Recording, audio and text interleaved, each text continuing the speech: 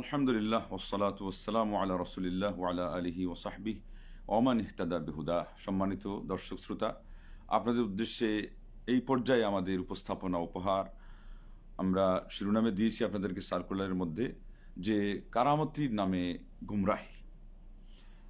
তো আসলে ধরা যায় এটা আমাদের পূর্বের প্রোগ্রামের এটা দ্বিতীয় পর্ব, যে অলিয়া উলিয়া কারা এবং কারামতি বাস্তবে কিভাবে হয়। সেই জন্যে অনেক কথাই বাদ থেকে গেছে এবং কিছু কথার রেফারেন্স আমার সামনে তখন কালেক্ট করা হয়নি, সেজন্য উল্লেখই করা হয়নি, অথবা উল্লেখ করা হয়েছে তার রেফারেন্স বাদ আছে, এই জন্য আবার সেটা হয়তো রিপিট হবে। তো মোট কথা এটা অত্যন্ত ব্যাপক বিষয়, এটার জন্য হয়তো সিরিজ আকারে আর অনেক বৈঠক করতে হবে। তো যাই হোক, আজকে বিশেষ বিশেষ কিছু গুরুত্বপূর্ণ কথা যেগুলো থেকে গেছে না বললেই নয় এই বিষয়ের সাথে, যে কারামতি, এই কারামতির দোহাই দিয়ে উনি কামিল, উনি বুজুর্গ, ওনার যথেষ্ট মুরিদান রয়েছে, ভক্ত রয়েছে, কিন্তু ইসলামের রুল অনুযায়ী যদি না হয় তাহলে কি আমাদের কাছে এটা গ্রহণযোগ্য কি না, সেগুলোর তো কিছু ভিত্তি আমরা সর্বপ্রথম কোরআন সুন্নাতে খুঁজবো নাকি না। এইভাবেই সমাজে ওনার সুনাম আছে, সুখ্যাতি আছে, আর এদিকে কত মানুষ ক্ষতিগ্রস্ত হচ্ছে, কত মানুষ সেই আড়ালে কাঁদছে, এগুলোর খবর আমরা নিচ্ছি না। আর সবচেয়ে বড় কথা হলো, কোরআন সুন্নার সাথে না মিললে তো এটা মোটের তরও গ্রহণযোগ্য হতে পারে না। দেখুন, শেখুল ইসলামের মতো মানুষ তার মাজমু ফাতাওয়ার ইবনে তাইমিয়া রাহিমাহুল্লাহর 10 খণ্ডে 431 পৃষ্ঠায় উনি বলছেন যে কারামত এটা আমরা যেমন বুঝি যে কারামত হলেই সে অলিয়া উলিয়া হয়ে গেল, উনি বলছেন এটা কোনো আল্লাহর অলির জন্য যে সীমাবদ্ধ এটা কোনো শর্ত নয়। কেননা কখনো কখনো কাদ ফাকাদ তাজহার আলা আইদি আদাই, কখনো কখনো সেটা আল্লাহর শত্রুদের হাতেও প্রকাশ পেয়ে যায়। ও ইন্নামা আল ইবরাতু, বরং সেখানে ধর্তব্য বিষয়টা কি, যে ওই মানুষটি কি আসলে সে কোরআন সুন্নাহর অনুসারী কিনা, যেটা আমরা সকালেও বলেছিলাম। কিন্তু আজকে আমাদের সমাজের লোকজন তো ওই কারামতি দেখলেই পাগল হয়ে যায়, অথচ নিজেরাই বলেছে যে যার নাই কোনো গতি সে করে কারামতি। এটা সবাই বলে নাই, বুদ্ধিমানরা বলেছে। বেশিরভাগ যারা বুদ্ধিহীন এরা বলছে যার নাই কোনো গতি সে করে ইমামতি। কিভাবে এটা হতে পারে? ইমামতি আল্লাহ নবী মুহাম্মদ আরবি সালাওয়াতু রব্বি ওয়া সালামুহু ওয়া বারাকাতুহু আলাইহির সেটা পদ, তিনি ইমামতি করে গেছেন আজীবন। সেটা কেমনে হতে পারে যার নাই কোনো গতি সে করে ইমামতি? আমরা এটাকে কি করেছি তাইলে? অবহেলার চোখে দেখেছি, এই জন্য এই কথাটা এসেছে। অথচ এই কথাটা দরকার ওদের সাথে, যে কারামতি দিয়ে যারা ব্যবসা এবং পেশা হিসাবে এটাকে গ্রহণ করে এবং সাধারণ মানুষকে ধোঁকা দেয়, তাদের ইমানেরও তারা ক্ষতি করে এবং তাদের টাকা পয়সাও নিয়ে যায়, এটার ক্ষেত্রে এটা প্রযোজ্য যে যার নাই কোনো গতি সে করে কারামতি। আসুন, আজকে একটু ভূমিকা বলা লাগছে, এটার জন্য হয়তো আরেকটা বিষয় নতুন করা লাগবে। কোনো মানুষ মারা গেলে আমাদের সমাজে বিশেষ করে ওই যে কামিল যেহেতু, আর উনি বুজুর্গ ছিলেন এবং ওনার যথেষ্ট কারামতি প্রকাশ পেয়েছে সমাজের কাছে, যেটা তারা সমাদৃত হিসাবে নিয়ে নিয়েছে, এখন তারা সার্টিফিকেট দিয়ে দিল যে উনি জান্নাতে চলে গিয়েছেন। এগুলো কথার কি কোনো ভিত্তি ইসলামে আছে? একজন মানুষ সম্পর্কে এটা বলা? আমরা তো দেখছি বুখারী শরীফের হাদিস, উম্মুল আলা এর হাদিস এই নামেই প্রসিদ্ধ, যে কার ভাগে কার মেহমানদারি পড়বে। তো সেই জন্য ওসমান বিন মাযউন রাদিয়াল্লাহু তাআলা আনহুর মেহমানদারি পড়ে গেল তার বাড়িতে, এবং ঘটনাচক্রে তিনি অসুস্থ হয়ে গেলেন। এইভাবে তিনি যখন মারা গেলেন তখন তিনি বললেন যে শাহাদাতি লাক আন্নাল্লাহ কাদ আকরামাক, আমি তোমার জন্য সাক্ষ্য দিচ্ছি ওহে ওসমান বিন মাযউন, তুমি যেহেতু অনেক ভালো মানুষ ছিলে, ওনার কাছে এটা ভালো লেগেছিল। কিন্তু এটা কি যথেষ্ট যে উনি বলে দিবে যে আমি সাক্ষ্য দিচ্ছি যে আল্লাহ তোমাকে অবশ্যই সসম্মানে আসন দিয়েছেন, মানে তোমাকে আল্লাহ পাক জান্নাত দিয়ে দিয়েছেন। মানে সোজা কথা উনি এই কথা বলে দিয়েছেন যে আন্নাল্লাহ কাদ আকরামাক, আল্লাহ তোমাকে সম্মানিত করেছেন। তার মানে এখানে বোঝাচ্ছেন মারা যাওয়ার পরে সম্মানী মানে কি, উনি জান্নাতি হয়ে গিয়েছেন। আল্লাহ নবী সাল্লাল্লাহু আলাইহি ওয়াসাল্লাম এসে তাকে যে ধমকের কথা বললেন যে তোমাকে এটা কে বললো? হ্যাঁ, জেনেছি যে তার মরণ এসে গেছে, সে মারা গিয়েছে, কিন্তু এই কথা বলার অধিকার তোমাকে কে দিল? তুমি জেনে রাখো আমি আল্লাহ রাসূল, লা আদরি মা ইউফআলু বি ওয়ালা বিকুম, আমার ব্যাপারে কি করা হবে, কি আচরণ হবে, কি বিচার আচার হবে, কি ফয়সালা হবে, আর না তোমাদের ব্যাপারে কি হবে আমি সেটা বলতে পারছি না, আর তুমি সার্টিফিকেট দিয়ে দিচ্ছ। তারপরে তিনি বললেন যে এরপর থেকে আমি আর কোনো ব্যাপারে কোনো মন্তব্য করলাম না। এই হাদিসটি আমাদের সামনে না থাকা অবস্থায় আমরা কিভাবে নিজেদেরকে দাবি করতে পারি যে আমরা কামিল, অথবা আমরা নিজেরা কামিলের অনুসারী? এত কঠিন শব্দ। শুধু কি তাই, যুদ্ধের ময়দানে সাহাবী শাহাদত বরণ করেছেন, আশা করা যায় এতটুকুই হয়েছে, কিন্তু মাঝখানে একটা খেয়ানত করা হয়ে গেছে, সেই জন্য এই ঘটনা আর সাব্যস্ত হলো না। এবং আম্মাজান আয়েশা রাদিয়াল্লাহু তাআলা আনহার মন্তব্যকেও আল্লাহ নবী সাল্লাল্লাহু আলাইহি ওয়াসাল্লাম প্রত্যাখ্যান করলেন। তিনি যখন তাকে মুবারকবাদ জানাচ্ছিলেন যে সে তো যুদ্ধে শহীদ হয়েছে, তখনই আল্লাহ নবী সাল্লাল্লাহু আলাইহি ওয়াসাল্লাম বললেন, তোমাকে এই কথা বলতে সাহস দিল কে? ইন্না শামলাতাল্লাতি আখাযাহা ক্বাবলা আন তুসিবাহা আল মাগানিমু লাতাশতাইলু আলাইহিন নার। আমি দেখতে পাচ্ছি যেই কম্বলটি সেই গনিমতের মাল সেই বন্টন হওয়ার আগে সে সেটাকে কি করে নিয়েছে, সে নিয়েছে, আত্মসাৎ করেছে। এইটার মাধ্যমে তাকে কি করা হচ্ছে, তার শরীরে অগ্নি প্রজ্বলিত করা হচ্ছে। লা ইলাহা ইল্লাল্লাহ। তাহলে পরে কঠিন কঠিন কথা, এটা আসছে বুখারী 6707 এই সিরিয়ালে। আরেকজন তো বীর বিক্রমে যুদ্ধ করছিলেন এবং তারপরে তিনি মানে সাহাবারা বলছিলেন যে আজকে এই লোক কি জানি হয়, এত বড় একজন যুদ্ধ আমরা জীবনে দেখি নাই। আল্লাহ নবী সাল্লাল্লাহু আলাইহি ওয়াসাল্লাম বললেন সেটা তো জাহান্নামী। এরপরে দেখা গেল, এটাও বুখারীতে আসছে, এরপরে দেখা গেল যে সে কি করলো, শেষ মুহূর্তে অধৈর্য হয়ে যে আঘাতটা হয়েছিল তার ডানার মধ্যে, ওই ডানাটি সে তার পায়ের নিচে রেখে দিয়ে এটা ছিঁড়ে ফেললো এবং সে এইভাবে মারা গেল। তাহলে তারা তখন বুঝতে পারলেন যে হ্যাঁ, আমাদের মন্তব্য এটা সঠিক নয়। আল্লাহ নবী সাল্লাল্লাহু আলাইহি ওয়াসাল্লাম তিনি আল্লাহর পক্ষ থেকে জেনে যেটা বলেন ওয়াহির মাধ্যমে, সেটাই কেবল সঠিক হতে পারে। এছাড়া কারো ব্যাপারে ইনি কামিল অথবা ওনার এই কাজের কারণে আমরা তাকে বলে দিব যে উনি জান্নাতি এবং আমরাও পরবর্তীতে আসতেছি, পরবর্তী ফ্লাইটে বলছিলাম যে এটা একটা বিষয় গুরুত্বপূর্ণ, সেটা নিয়ে আলোচনার বিষয়।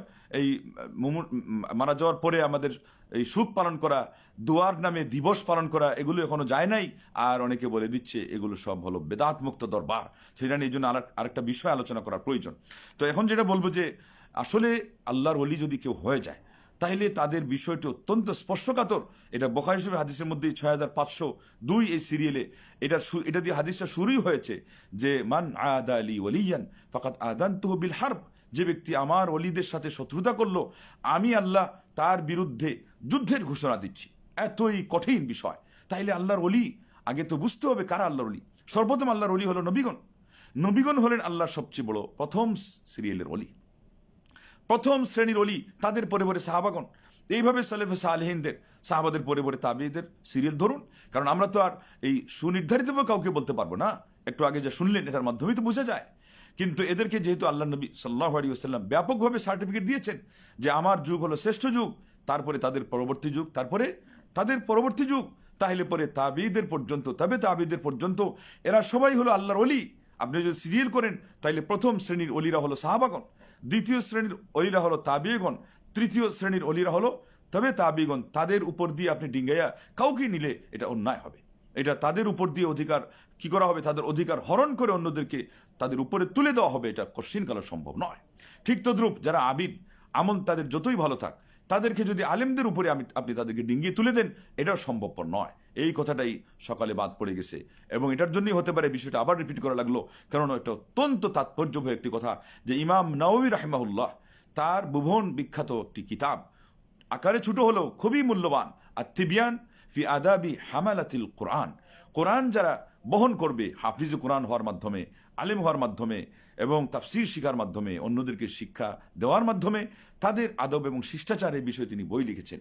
এর 25 পৃষ্ঠায় তিনি লিখেছেন যে দুইজন ইমাম থেকে, আনিল ইমামাইনিল জালিলাইনি, ইমাম আবু হানিফা এবং ইমাম শাফি রাহিমাহুল্লাহ, এই দুইজনের পক্ষ থেকে উনি এই কথাটি কোট করেছেন। সেটা হলো কি যে ইন লাম ইয়াকুনিল ফুকাহা ও আউলিয়া আল্লাহ ফালাইসা লিল্লাহি ওয়ালি, এবং অপর শব্দে এসেছে ইন লাম ইয়াকুনিল উলামা ও আউলিয়া আল্লাহ ফালাইসা লিল্লাহি ওয়ালি। যে ইমাম আবু হানিফা রাহিমাহুল্লাহ এবং ইমাম শাফি রাহিমাহুল্লাহ যথাক্রমে তারা উভয়জনেই বলেছেন যে যদি আলেমরা আল্লাহর ওলি না হন তাহলে মূলতই আদতেই আল্লাহর কোনো ওলি নেই।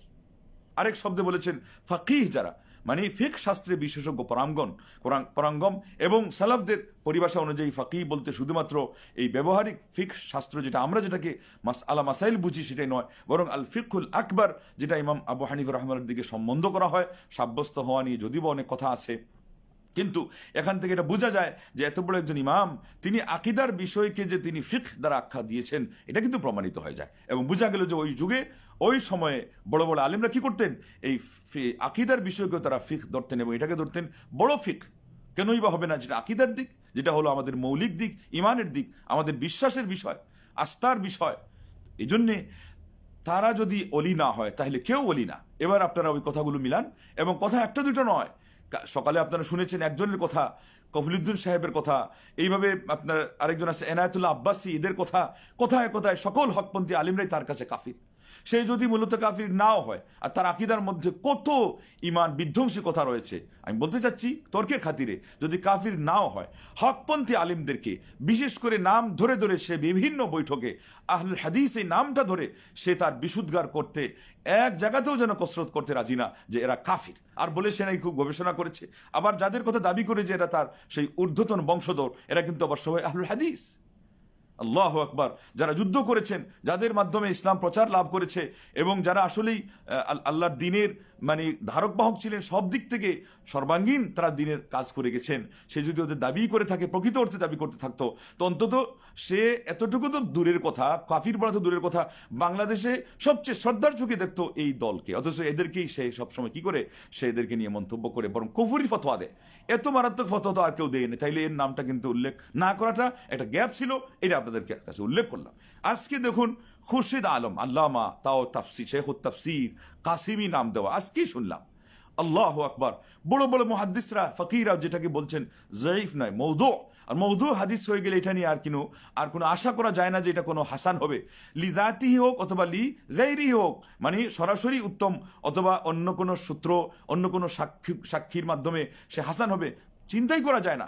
আলেমরা শেখুল ইসলাম সহ, যেই শেখুল ইসলাম সম্পর্কে বলা হয়েছে মা লা ইয়ারিফু হাদিসান ফালাইসা বিহাদিস, ইবনে তাইমিয়া যেটাকে হাদিস বলে জানতেন না, সেটা হাদিস নয়। তার যুগের ইনসাফ ভিত্তিক সকল আলিমরা কথা বলেছেন, তিনি মওদু বলেছেন। আর অন্যান্য মুহাদ্দিসরা এটাকে জাল বলেছেন, যে কুনতু কানজান মাখফিয়া ফাআরাদতু আন উরাফা ফাখালাকতুল আলাম, তারা এই বর্ণনার শব্দ বলে, উনি বলেছেন ফাআরাদতু আন উরাফা ফাখালাকতুল আলামা লিআন উরাফা, না এই শব্দ আসে নাই, এই শব্দতে এটাকে বলা হয় রাখাকাতুল লফজ, যে এই শব্দ শুনলেই বোঝা যাবে হাদিস মওদু, আর আসলে এই হাদিসটা মওদু, যেহেতু বিশ্বস্ত মুহাদ্দিসগণ বলেছেন সেটা মওদু। উনি এটাকে ওই শাহ ওলিউল্লাহ মুহাদ্দিস দেহলভী রাহিমাহুল্লাহর সমকালীন যুগের আরেকজনের নাম দিয়ে উনি বলে দিলেন ফখরুদ্দিন নিজামী, বলেন যে তার কোনো কিতাবে, অথবা আরো কোনো একজন বুজুর্গ সুজা কথা, উনি বলছেন তিনজন নাকি ছিলেন ওই সময়ে। তো আমি আগেও একবার বলেছিলাম শাহ ওলিউল্লাহ মুহাদ্দিস দেহলভীর লাইন ছাড়ার কারণেই ভারত মহাদেশের উপদেশ মুসলমানরা যেই পরিমাণ ক্ষতিগ্রস্ত হয়েছে, আর ক্ষতিগ্রস্ত বেশি হয়েছে এদের লাইন ধরার কারণে।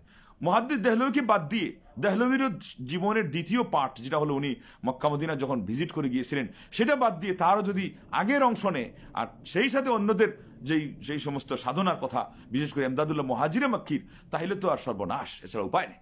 তো এই দেখেন, ইনি নাকি বলেছে যে এটা হলো আপনার, যাই হোক হাদিসের কথা যেটাই বলুক, মোট কথা যেই বলুক, হাদিসটা বানাওয়াট হাদিস, মওদু। আর ওনার নামে কি বলেছে জানবেন? এটা হলো আরো আশ্চর্যের বিষয়, আরো আশ্চর্যের বিষয়। সেটা অন্যদের কাছ থেকে শুনেছিলাম। আমি মনে করছি এগুলো বলে ওই পর্যায়ের বক্তারাই বলে, যারা শুধুমাত্র একেবারেই আপনার নেহায়াত পর্যায়ের গৃহীত ফুটপাতের বই পড়ে। ইনি এত বড় শেখুত তাফসির, তাকে নাম দেওয়া হয়েছে। কাসিমি এর অর্থ হলো যেন দেওবন্দি নিয়ে লেখাপড়া করেছেন, এবং উনি বলছেন যে আমি শুধু ছাত্র না, আমি কিছু শিক্ষকও, দিয়ে ওই শ্রোতাদেরকে, অডিয়েন্সদেরকে একটা ধমকও দিলেন, ঝেড়ে দিলেন একেবারে। তো অবস্থা দেখেন তাদের ইলমের। আল্লাহ আল্লাহ আল্লাহ, তুমি রেহাই করো, মুসলিম সমাজকে এদের থেকে উদ্ধার করো। বলছেন যে এই ফখরুদ্দিন নিজামী, ওনার কোনো মুরিদ নাকি বলল যে সে আল্লাহ নবী সাল্লাল্লাহু আলাইহি ওয়াসাল্লামকে স্বপ্নে দেখবে। এবার উনি তাকে কি তাদবির বাতাচ্ছেন যে তুমি এই কাজ করো, এশার নামাজ না পড়ে শুয়ে থাকবা। সে তখন চিন্তা করে করে, লম্বা করা যাবে না, আসল গুরুত্বপূর্ণ কথা আরো প্রয়োজনীয় কথা রয়েছে, এই জন্য আমি সারাংশটা বলছি। ওই ফরজ পড়ে শুয়েছিল, আর সুন্নত পড়ে নাই। তখন ঘুমের মধ্যে স্বপ্নে দেখছে আল্লাহ নবী সাল্লাল্লাহু আলাইহি ওয়াসাল্লাম তাকে এসে ধমকাচ্ছেন, এই তুমি ফরজ পড়তে পারলা আর আমার সুন্নত পড়লা না। অথচ এই শুনেন, ফরজ আল্লাহর আর সুন্নত রাসূলুল্লাহর এই কথাটাই ভুল, এই বিভাজনটাই ভুল। ফরজও আল্লাহর ইবাদত হিসেবে, সুন্নতও আল্লাহর, প্রত্যেকটা ইবাদত আল্লাহর, নফল ইবাদত আল্লাহর, আর এর পদ্ধতি মুহাম্মদুর রাসূলুল্লাহ সাল্লাল্লাহু আলাইহি ওয়াসাল্লাম। এবং এটাও তাকে দেখিয়ে দিতে কে অথরিটি দিয়েছেন, কে তাকে প্রেরণ করেছেন? স্বয়ং আল্লাহ রাব্বুল আলামিন। এটা সাধারণ মানুষ বলে যে ফরজ আল্লাহর, সুন্নাহ রাসূলুল্লাহ, অথচ এইটা হলো শেখুত তাফসীর, এটা নাকি বলতেছে। আবার আমার নবীর দিকে বলতেছে সম্বন্ধ করে যে নবী বলেছেন যে আমার সুন্নত পড়লি না। লা হাওলা ওয়ালা কুওয়াতা ইল্লা বিল্লাহ। কিভাবে বেদাতকে বয়ে নিয়ে আসে, কিভাবে কুসংস্কারকে টেনে নিয়ে আসে। আর সাইয়্যিআতু তাজনি উখতাহা, পাপকে টানে, এইভাবেই টানে। তো যাই হোক, কিন্তু এই ধরনের আলেম নামরূপী এরাই যে এই পরিমাণ মূর্খতা সমাজে টেনে আনে, এটা আমাদের এত জানা ছিল না। এই মিডিয়ার সুবাদে কল্যাণে যেটাই বলুক, হ্যাঁ, আজকে আমাদের এই পর্যন্ত শোনার সৌভাগ্য হচ্ছে। শোনেন তারপরে কি বলছে আল্লাহ নবী সাল্লাল্লাহু আলাইহি ওয়াসাল্লাম বলছেন, যদি তুমি ফরজও পড়তে না, তাহলে তুমি আল্লাহকেই স্বপ্নে দেখতে, এবং আল্লাহ তোমাকে এসে উঠিয়ে তোমাকে নামাজ পড়াতেন। হা হা হা, তারা তো ওই লাইনেরই না। সকালে শুনেছিলেন যে একদল দাবি করে যে পুরা পৃথিবীতে ইনি হচ্ছেন শ্রেষ্ঠ ফকি। উনি বলছেন যে পাপ করে তওবা করার সময় আল্লাহকে বলবে, আল্লাহ এই পাপটা তুমিই করিয়েছো, বরং বলছে তুমি করেছো। কেননা ওরা হলো একেশ্বরবাদে বিশ্বাসী, আল হুলুলিয়া, ওয়াহদাতুল উজুদ অথবা অদ্বৈতবাদ যেটাই বলেন, মোট কথা এটা হলো আপনার হিন্দুদের আকীদা যে মাহবুদ এবং গোলাম এর মধ্যে কোনো ব্যবধান নেই। বলেন নাউযুবিল্লাহ, লা হাওলা ওয়ালা কুওয়াতা ইল্লা বিল্লাহ। আল্লাহ তাকে এসে ইবাদত করাবেন, আল্লাহ তাইলে এটা তার ইবাদত কিভাবে থাকলো? এইভাবে এই জাতি আকীদার মধ্যে এতই জিরো থেকে গেছে, এবং তারপরেও তারা দাবিতে হিরো থাকতে চায়, অথচ কষ্টের গেল সেটা হতে পারবে না। কেননা আকীদা হলো আমার আল্লাহর অধিকার। আকীদার মধ্যে সর্বপ্রথম এবং প্রধান কথা হলো আমার আল্লাহ সম্পর্কে সেখানে আলোচনা করা হয়, আমার আল্লাহর অধিকার সম্পর্কে আলোচনা করা হয়। তার ইবাদতমূলক অধিকার এটা হলো সবচেয়ে বড়, তার চেয়েও তার পরিচিতিমূলক অধিকার যেটা, সেটাই হলো তাওহীদুল আসমা ও সিফাত।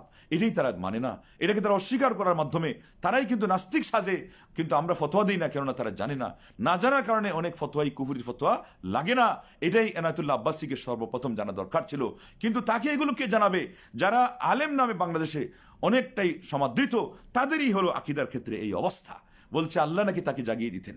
লা হাওলা ওয়ালা কুওয়াতা ইল্লা বিল্লাহ। আপনারা একটু চিন্তা করুন, কোন মানুষ সে যদি আসলে আলেম হয়, তাইলে কি একজন মানুষকে সে সরাসরি আল্লাহকে পাইয়ে দেওয়ার কথা বলুক না কেন, কিন্তু নামাজ ছেড়ে দেওয়ার কথা কিভাবে বলতে পারে?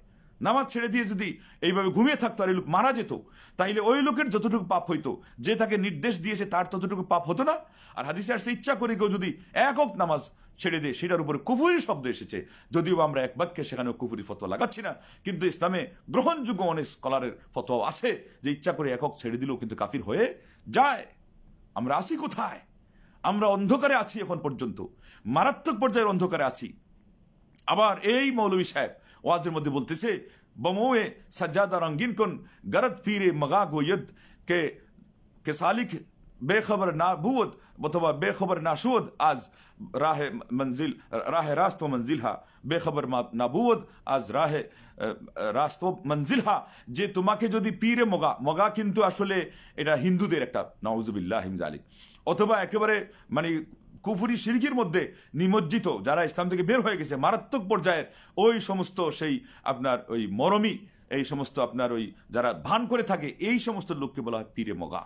বলতেছে ওই লোকও যদি তোমাকে নির্দেশ দেয় যে তুমি তোমার জায়নামাজকে কি করো, ময়ে এখানে উদ্দেশ্য হলো মদের পানি দিয়ে, লা হাওলা ওয়ালা কুওয়াতা ইল্লা বিল্লাহ, মদ, তারপরে তুমি সেটাকে রঙিন করে ফেলো।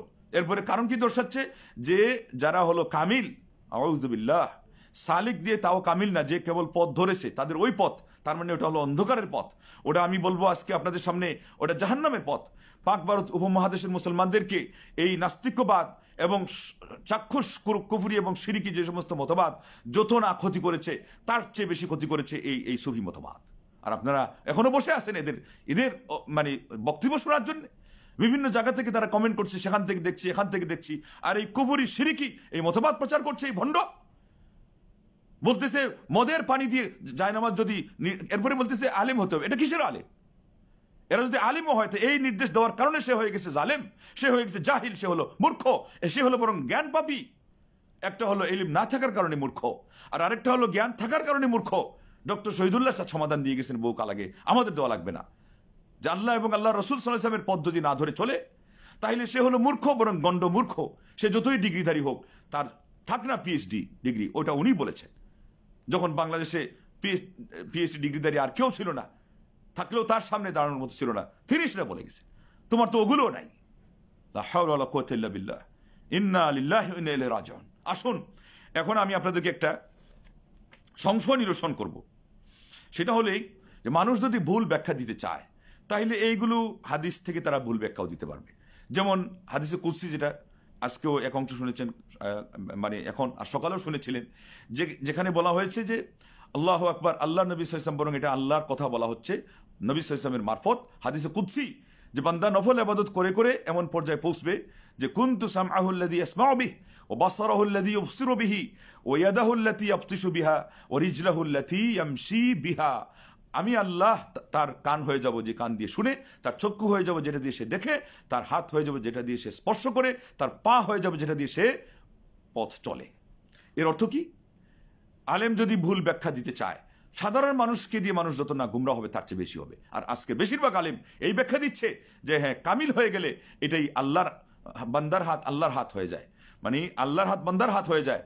ইন্না লিল্লাহি ওয়া ইন্না ইলাইহি রাজিউন। তাহলে ওরা ওদিকে অস্বীকার করে আল্লাহর আকৃতি, এটাকে বলে তরফাই নাকিদ, মানে তারা হলো একেবারে দুটি বিপরীত এই ইয়ের মধ্যে, মেরুতে তারা দণ্ডমান হওয়া মানুষ। এদের কি কি আছে? আর আকীদার ক্ষেত্রে, আকীদার মানে যে হলো অটল থাকবে, অনড় থাকবে, সুদৃঢ় থাকবে। কিভাবে এটা বিপরীত মানে মেরুতে চলে যায়? এদিকে বলছে আল্লাহর কোনো কিছু নাই, কুদরতি হাত দিয়ে ব্যাখ্যা করে, কুদরতি চেহারা দিয়ে ব্যাখ্যা করে, এই জন্য যে আল্লাহর হাত আছে, আল্লাহর হাত হাতের মতো, যেটা আহলুস সুন্নাহ ওয়াল জামাতের আকীদা, এটা বললে কোনো সমস্যাই থাকে না, সামঞ্জস্যের কোনো আশঙ্কাও থাকে না। সেটা মানবে না। এটা মানবে না এই জন্য যে তাদেরকে ওই মুতাজিলার শিক্ষা দিয়েছে, আশারীরা শিক্ষা দিয়েছে, সেটাকে অস্বীকার কর। নাউযুবিল্লাহ, ইন্না লিল্লাহি ওয়া ইন্না ইলাইহি রাজিউন। আবার এদিকে এসে বলছে কি, এই সুফি মতবাদ তাইলে বিপরীত শিক্ষা দিচ্ছে, এটাও নিয়ে নিয়েছে। তাইলে ওরা আসে কোথায়? ওইটাকে বলে দুই নাই দুই পা, মাঝখানে জল খা। এখন বলছে হিন্দুদের মতো যে না, কামিল হয়ে গেলে বান্দার সকল অঙ্গ প্রত্যঙ্গ, আল্লাহর অঙ্গ প্রত্যঙ্গ, এগুলো একাকার হয়ে যায়। এটা সঠিক ব্যাখ্যা? ইন্না লিল্লাহি ওয়া ইন্না ইলাইহি রাজিউন। এটা দিয়ে দিল আর সবকিছু গোলেবালি করে। এখন আর আল্লাহ আল্লাহর জায়গায় নাই, বান্দা বান্দার জায়গায় নাই, ইবাদত জায়গাতেও নাই। কেননা ওই দুই পক্ষের যেখানে সম্বন্ধ ছিল, সেই জায়গায় তৃতীয় একটা বিষয়ের মাধ্যমে তাদের সম্বন্ধ জোড়ার ব্যবস্থা ছিল। এটার নাম হলো, প্রথম সম্বন্ধ মানে দিক হলো, পক্ষ হলো মাবুদ আল্লাহ, দ্বিতীয় পক্ষ হলো আবদ আল্লাহর গুলাম। আর যেই জিনিসের মাধ্যমে সম্পর্ক যেটা হবে আপনার সেট হবে, সুদৃঢ় হবে, এটার নাম হলো ইবাদত। এখন যখন সব একাকার হয়ে গেল, আর কি থাকলো? এইটাই হলো সেই হলো আপনার যারা চরমপন্থী সুফি মতবাদে বিশ্বাসী, তাদের এই আকীদা। এবং এই আকীদার মধ্যে বাংলার জমিনে কি বেরলভী বলবেন, কি দেওবন্দি বলবেন, সবাই সমান। দুই একজন যারা এখান থেকে তওবা করে ফিরে এসেছে ওরা ছাড়া, তো ওরা ঘোষণা দেখ যে আমরা ফিরে এসেছি। এর আগ পর্যন্ত এদের সকল কথা ইজমালিভাবে কোনো কোনো জায়গায় অথবা বিস্তারিতভাবে কোনো কোনো জায়গায় সব প্রচার প্রমাণ করেছে যে তারা এই আকীদায় বিশ্বাসী, যেটাকে আরবিতে বলা হয় ওয়াহদাতুল উজুদ কিংবা আল হুলুলিয়া। এবং তারা যেহেতু মনসুর হাল্লাজের ভক্ত না, তারা ইবনে আরবির তো ভক্ত, তাইলে এদের আকীদা এটা হবে না তো কি হবে? এমদাদুল্লাহ মুহাজির মাক্কির ভক্ত। এখন শাহ আলুল মুহাদ্দিস দেহলভীকে বাদ দিয়ে এই জায়গায় ফখরুদ্দিন নিজামীর ভক্তি দেখাচ্ছে। তো আর কি হবে? যেই নিজামী এই কথা বলেছে মুরিদকে যে এশার নামাজ ছেড়ে দিয়ে ঘুমায় থাকতে, এরপরে আমাদের সমাজের মুসলমান বলে সব বুঝে থাকবে। এবং এখানে তারা বেশি ধোঁকা দিচ্ছে এই জন্য অন্যান্য ভণ্ডদের তুলনায়, যে ওরা বলতেছে যে অন্যান্য ভণ্ডরা হলো আলেম না, আর আমাদের এরা হলো আলেম। তো আলেমের লেবাসটা পরে তুমি ওই সমস্ত ভণ্ডদেরই কাজ করলা, তাইলে কি হলো? মানুষকে প্রতারণার ক্ষেত্রে, ধোঁকার ক্ষেত্রে তোমার বিষয়টা আরো জটিল হলো, কমপ্লিকেটেড হয়ে গেল বিষয়টি। এটার কারণে এটা আরো জঘন্য, এটা হলো আরো মারাত্মক, এটা হলো আরো বড় ডেঞ্জার। অতএব বাংলার মুসলমানদেরকে থাকতে হবে বি কেয়ার, তাদের ক্ষেত্রে বি কেয়ার। এই দেখেন আরেকটা ভুল ব্যাখ্যা তারা কি দিতে পারে, দেখেন ইবনে মাজাতে আসছে 215 সিরিয়ালে, এবং মুসনাদে আহমদের 11,870, যে আল্লাহ নবী সাল্লাল্লাহু আলাইহি ওয়াসাল্লাম বলেছিলেন ইন্না লিল্লাহি আহলিন, আল্লাহর কিছু বিশেষ মানুষ আছে না? হাদিসে বলা হয়েছে, সকালে বলা হয়েছিল, রেফারেন্স বলা হয় না, এখন বললাম। তখন সাহাবারাগণ বললেন ওরা কারা? তখন আল্লাহ নবী সাল্লাল্লাহু আলাইহি ওয়াসাল্লাম বললেন আহলুল কোরআন আহলুল্লাহি ওয়া খাসাতু, যারা কোরআনের অনুসারী, কোরআনের ধারক ও বাহক, তারাই হলো আল্লাহওয়ালা, তারাই হলো আল্লাহর বিশেষ ব্যক্তি। এবার আসেন, কেউ যদি সাব্যস্ত করতে চায় আহলুল কোরআন, যেমন গাদ্দাফি চলে গেছে লিবিয়া থেকে, দুনিয়া থেকে, সে হলো আপনার আহলুল কোরআন ছিল, গুমরাহ এবং কুফুরি আকীদা বিশ্বাসে, সে বিশ্বাসে মারা গেছে, কারণ নবীর হাদিস অস্বীকারী, এটা পরিষ্কার কুফুরি। আমাদের সমাজে ডাক্তার মতিউর রহমান এই মতবাদ প্রচার করে, তার শিষ্য আমির হামজা এই মতবাদ দিবালুকে প্রচার করে, এবং সময়ে সময়ে সুযোগের সন্ধানে থাকে যে কিভাবে আল্লাহ নবী সাল্লাল্লাহু আলাইহি ওয়াসাল্লামের একটা হাদিসের বিরুদ্ধে কি ধরা যায়, তরবারি ধরা যায়, এবং হাদিসকে ক্রিস দিয়ে কাটা যায়। তারা যদি বলে দে যে আহলুল কোরআনটাই হলো আল্লাহওয়ালা, অতএব হাদিস মানি না, তাইলে আপনি কি দিয়ে প্রতিবাদ করবে? কোনো কায়দা নেই।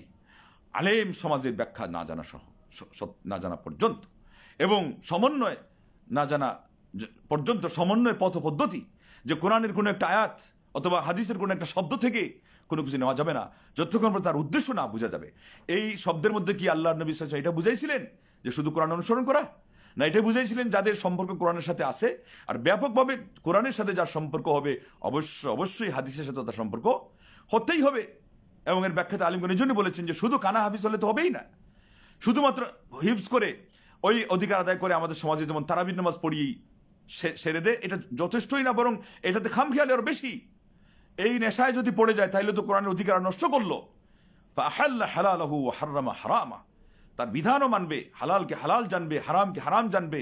এটা করতে গেলে ইলম লাগবে কি লাগবে না? অবশ্যই ইলম লাগবে। তাহলে এই ব্যাখ্যা আপনি যদি না আনেন, যে কোনো স্কলার একটা শব্দ থেকে একটা ব্যাখ্যা দিয়ে দিল আর আপনারা পাগল হয়ে গেলেন। আজকেও এই মৌলবী দেখলাম অনেক শব্দকে সে অপব্যবহার করে মানুষকে পথভ্রান্ত করতেছে এবং গুমরাহ করতেছে। হাদিস তো মৌজু হাদিসকে সে হাদিস বলে দিচ্ছে, হাসান লিগাইরি বলে দিচ্ছে। এইভাবেই তাইলে আমাদেরকে বোঝা গেল সঠিক জিনিসটা জানতে গেলে আমাদেরকে আসলেই হকপন্থী আলেমদের শরণাপন্ন হওয়া ছাড়া কোনো বিকল্প নাই। আর এদের যে স্বভাবটা দেখলো তো আপনি বুঝতে পারেন যে এরা কত বড় অহংকারী। প্রত্যেকটা দল আমাদের কি বলে দিয়েছে যে আপনারা আমাদের কাছে উপদেশ দিতে আসেন না। আজকেই দেখলাম ওমরুল খাত্তাব রাদিয়াল্লাহু তাআলার কথাটা, আল্লাহু আকবার, খুবই মানে হৃদয়ঙ্গম করলাম, এটাকে অনুধাবন করলাম খুব সিরিয়াসলি, যে উনি বলেছেন রাহিমাল্লাহু ইমরাআন আহদা ইলাইয়া উয়ুবিহি। এটাই হলো আল্লাহর নবী সাল্লাল্লাহু আলাইহি ওয়াসাল্লামের শিক্ষা। নবী সাল্লাল্লাহু আলাইহি ওয়াসাল্লামের শিক্ষা পেয়ে তো তার এই দ্বিতীয় শিষ্য এই জিনিসটা তিনি বলতে পেরেছেন যে আল্লাহ পাক ওই মানুষটাকে রহম করুন যে আমাকে আমার দোষগুলো গিফট দে। গিফট কিভাবে গিফট দে? দোষ ধরে দে, আমার চোখে অঙ্গুলি দিয়ে আমার দোষগুলো ধরিয়ে দে, আমার ভুল ত্রুটিগুলো সে নির্দেশিত করে দে, চিহ্নিত করে দে। আল্লাহ যেন তাকে রহম করেন, তাকে দয়া করেন। কেন? সে আমার আসল শুভাকাঙ্ক্ষী, আমার শুভকামনার কাজ সে করেছে। ভুলের কারণে আমি আল্লাহর কাছে পাকড়াও সামিল হতে পারতাম, শিকার হতে পারতাম। আজকে সে আমার সংশোধনের মাধ্যমে সবচেয়ে বড় আমার আন্তরিকতা, আমার হৃদ্যতা দেখালো, আমার শুভকামনা সেই প্রকাশ করলো। অথচ আমাদের সমাজে এরা আকীদার অবস্থা দেখলেন তাদের কি, এবং আমলের পরিস্থিতি দেখলেন কি। এখন দেখেন তাদের স্বভাব চরিত্র, তাদের কথা, তাদের সেই জিহবা, এটাকে তারা কন্ট্রোল করতে পারে না। ওরা কিসের আল্লাহর ওলি এবং ওলায়েতের সেই ধ্বজাদার? ওরা কিভাবে মানুষকে ওই পথে আহ্বান করতে পারে কোরআন ও সুন্নাহর অপব্যাখ্যা দিয়ে? তাও তো সেই জন্য আপনাদেরকে সঠিক ব্যাখ্যার জন্য সঠিক আলেমদের শরণাপন্ন হতে হবে। বিশুদ্ধ শব্দটা নিয়ে তাদের আজকে এলার্জি, এই জন্য যে বিশুদ্ধ বলতে গেলে যে তাদের সমস্যা, বিশুদ্ধ আকীদা, সহিহ হাদিস, এগুলো বলতে গেলে তাদের এলার্জি। যদিও বা পরিভাষা হিসাবে সব জায়গায় যে এটা বলতে হবে প্রয়োজন নাই, বিশেষজ্ঞ আলিমরা এটা ব্যবহার করেন নাই। হাদিস বললেই আমরা, বরং তারা এটা আরো সুখ্যাতিপূর্ণ বলেছেন এটা আল্লাহর নবী সাল্লাল্লাহু আলাইহি ওয়াসাল্লামের হাদিস। কিন্তু আজকের যুগে লাগবে এই জন্যই যে হাদিস বলে তো এই যে মওযুকে চালাই দিচ্ছে। সেই জন্য তো যখন প্রয়োজন ছিল না, সরিষার তেল সব সরিষার তেলই ছিল, তখন আর খাঁটি সরিষার তেল বলার প্রয়োজন হয় নাই। মধু সবই খাঁটি মধু ছিল, তখন তো খাঁটি মধু বলার দরকার হয় নাই। আজকে যখন মধুর মধ্যে ভেজাল, আজকে সরিষার তেলের মধ্যে ভেজাল, আজকে আপনার সেই মলমের মধ্যেও ভেজাল, আরে ভাই রশির মধ্যেও ভেজাল, আরে বিষের মধ্যেও ভেজাল। এখন খাঁটি না বললে উপায় আছে? এক লোক মরতে গিয়েছিল, তো বিষ পান করেছে, তো মারা যায় নাই। শেষে কি দেখা গেল? ওটা 2 নম্বর ছিল। তারপরে রশি টানাতে গেছে, ওইটাও ছিঁড়ে গেছে, বোঝা গেল এটাও 2 নম্বর ছিল। তারপরে ওই গাড়ির টায়ারের নিচে পড়ে মরতে গেছে, ওখানে গিয়ে দেখে সেখানে ধর্মঘট, গাড়ি চলবে না কয়েকদিনের জন্য। তো বলল যে এমন এক দেশ যেখানে বাঁচতে চাইলেও বাঁচা যায় না, মরতে চাইলেও মরার উপায় নাই। কারণটা কি? সব হয়ে গেছে ভেজাল। আল্লাহু আকবার। আমাদের সমাজের এই রোগীরা যত ভেজালি মানে আক্রান্ত হয়েছে, শতকরা 70% রোগী, আমি বলবো শতকরা 70% ধর্মের ক্ষেত্রে আমাদের যে ভেজাল ঢুকেছে সেগুলো হলো ওই প্রেসক্রিপশন ডাক্তাররা যেমন ভুল দেওয়ার কারণে মানুষকে রোগী বানিয়েছে, আমাদের সমাজে এই সমস্ত গাইডলাইন দাতাদের নামে যারা আপনাদের সমাজে মুরব্বী সেজেছে, যারা আপনাদের সমাজে তারা পীর সেজেছে, কি হক্কানি আর কি ফক্কানি, এই সবগুলোর মাধ্যমে আজকে আমাদের মুসলিম সমাজ রোগাক্রান্ত হয়েছে। গিয়ে দেখেন একজনের মারা যাওয়ার পরে কত মাস পর্যন্ত এখনো বোধহয় সেই ওই শিক্ষার নাম দিয়ে, ওনার জীবনীর নাম দিয়ে এখন পর্যন্ত তার ওই সুখ পালন শেষ হচ্ছে না। আর একজন স্বামী মারা গেলেও তো তার স্ত্রীর পক্ষে সুখ পালন 4 মাস 10 দিনে শেষ হয়ে যায়, আর এক মিনিট পর্যন্ত থাকে না। আর মুসলমানদের সুখ পালন তো নেই, এটাকে বলা হয় মাত্র সান্ত্বনা দেওয়া। এটা মাত্র 3 দিন একেবারে বড় জুড়ে তো চলে, এরপরে তো আর সান্ত্বনা দেওয়ার কথা নাই। বরং আলিমগণ মানা করেছেন হাদিসের ব্যাখ্যা দিয়ে অবশ্য, যে এরপরে তার কথাটাকে স্মরণ করিয়ে দেওয়া মানে তাকে আরো দুঃখের সাগরে ডুবে দেওয়া দ্বিতীয়বার, এটা নিষেধ। এখানে দেখেন মারা গেছে একজন, সেখানে 2 দিন ব্যাপী এখন দোয়া মাহফিল, তাও 2 দিন ব্যাপী দোয়া মাহফিল হবে। এটাই হলো হক্কানি। এইটাকেই আমাদের বড় স্কলার একজন সিনিয়র কি আর বলবেন। কালকে যদি ওই বিষয়ে আলোচনা আলাদা করি, প্রয়োজন হয় নাম নিব।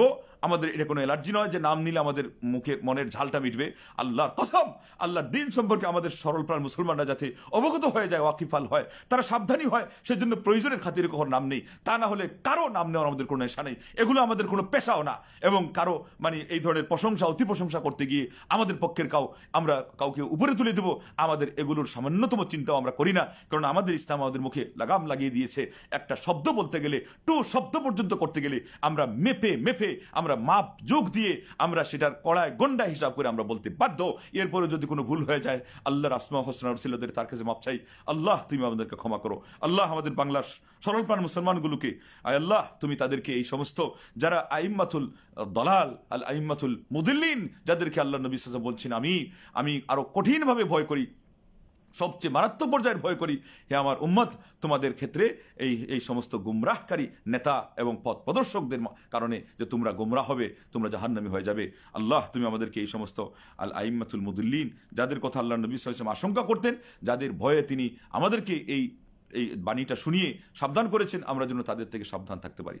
আমাদের সরলপাল মুসলমানদেরকেও যেন আমরা তাদের থেকে সাবধানে রাখতে পারি। তা না হলে আজকে তারা এই সমস্ত কারামতের নাম দিয়েই তো তাদের তাবিজের সিরিয়াল করে, ইউরোপের তাবিজের মূল্য এত, মিডিল ইস্টের তাবিজের মূল্য এত, এবং আপনার দেশের তাবিজের মূল্য এত, কামিল, তারা কামিল নাম শুনলে আশ্চর্য হয়ে যাবেন। বলতেছে শেখুল হাদিস দেওবন্দের, তার ইনি হলেন খলিফা, আল্লাহ আকবার, তার তাবিজের সিরিয়াল। এইভাবে করে আরেকজন তো আরো বড় ভণ্ড, তার তাবিজের তো সিরিয়ালের শেষ নাই।